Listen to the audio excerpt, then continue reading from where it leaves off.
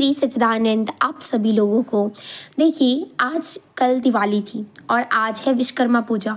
देखिए, दीपावली क्यों मनाते हैं आप सभी को पता है।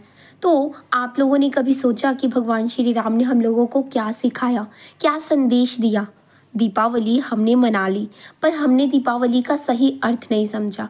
हमें भगवान श्री राम ने क्या सिखाया, बल्कि उन्होंने लड़ना नहीं सिखाया, उन्होंने आपसी भाईचारे की बात कही थी। और आज लोग सत्य वचन बोलने में हिचकिचाते हैं, है कि नहीं। पल भर नहीं लगता राम से रावण बनने के लिए लोगों को। आज कलयुग है ना, इसीलिए। तो क्या हम लोग राम के सच्चे अनुयायी नहीं हैं? क्या हुए ये बताइए। हम राम नाम के अर्थ को नहीं समझ पाते। प्रभु श्री राम वो जो कहते थे ना, जिन्होंने अपनी पत्नी का त्याग कर सत्य वचन का पालन किया। इतिहास गवाह है कि एक धोबी के कहने पर पवित्रता जो होती है ना, उस पर प्रश्न खड़ा हो गया था। माता सीता को लक्ष्मण जी छोड़ने जाते हैं, वो भी वन में।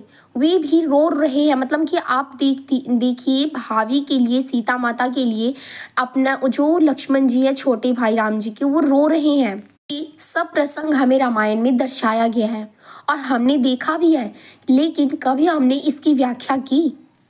प्रभु श्री राम का क्या था। मेरे जीवन के द्वारा निम्न से निम्न व्यक्ति, मतलब जो हमसे नीचे से नीचे व्यक्ति है, जो मेरे राज्य के अंदर रहता है, एक धोबी जो बहुत ही छोटा स्तर का व्यक्ति है, छोटे से छोटी व्यक्ति भी है, अगर मेरे परिवार या मेरे किसी काम में की वजह से दुखी है तो उसका परित्याग मैं कर दूंगा। यानी एक धोबी बहुत ही नीचे स्तर का होने के बावजूद उसे थोड़ी सी प्रॉब्लम क्या थी कि वो सीता माता की जो पवित्रता पे शक कर बैठा, इसीलिए भगवान राम ने सीता माता को त्याग दिया।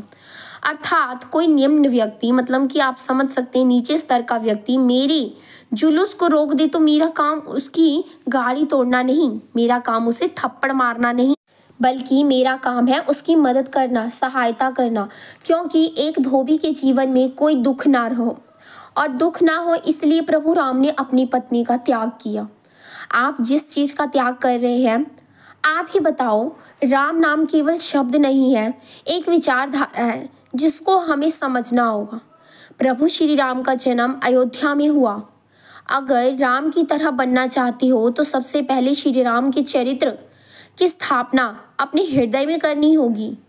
अपने हृदय को अयोध्या की तरह बनाना होगा। और जो अयोध्या का तात्पर्य है ना, मतलब कि जहाँ कोई युद्ध ना हो, वैर ना हो, और पति पत्नी आपस में लड़ते हैं, दोस्त के साथ लड़ता है। क्योंकि देखिए, विचारधाराओं में वैर है, हमारे अंदर में दुविधा है कि मैं क्या, मतलब जो काम कर रहा हूँ ये करूँ या ना करूँ, मैं सुमिरन करूँ या ना करूँ। क्योंकि दो विचारधाराएं मन में उत्पन्न है। एक मन कहता है कि चलो सत्संग, दूसरा मन कहता है कि संसार की कामनाओं को पूरा करो। जब तक यह युद्ध चल रहा है, हम प्रभु श्री राम के अनुयायी नहीं बन सकते हैं। राम को तत्व से नहीं समझ सकते आप लोग, क्योंकि संसार के प्रति हमारी कामना है। अपने मन को दुविधा से निकालकर एक लक्ष्य पर दृष्टि जमा दो, ताकि हम अपने आराध्य देव को जान सके, प्रभु श्री राम की तरह बन सके, आचरण कर सके। अगर हमको माता पिता के अर्थ को समझना है तो प्रभु श्री राम के जो माता पिता थे, दशरथ और माता कौशल्या, उनका अर्थ समझना होगा। दशरथ का तात्पर्य जो है, व्यक्ति अपने 10 इंद्रियों, 5 ज्ञान इंद्रियों और 5 कर्म इंद्रियों को वश में कर अपने जीवन रूपी रथ को आगे बढ़ाता है। वही वास्तव में दशरथ कहलाने योग्य है। और कौशल्य का तात्पर्य है जो व्यक्ति अपने जीवन में 10 इंद्रियों को कौशल पूर्वक नियंत्रण कर सके, अर्थात इन इंद्रियों को वासनाओं में न जाने दे, वासनाओं से हटाकर अपने चैतन्य शक्ति में लगाए। वही प्रभु राम या शक्ति को अपने अंदर जन्म दे सकता है। तो सबसे पहले अपने मन के अंदर की यह दुविधा, एक पैर